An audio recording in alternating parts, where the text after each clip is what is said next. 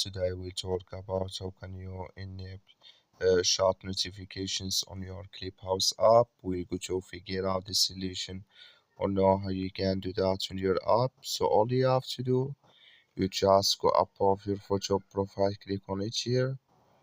So when you just click on it, it's going to take you to this list here. Then all you have to do now, just click here on settings. So then you come to next step here. Then all you have to do, you just click on notification settings, just click on it here.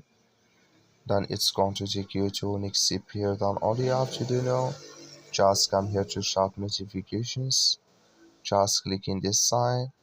Then like you see here, this color show for us, that's means short notifications enable with us now.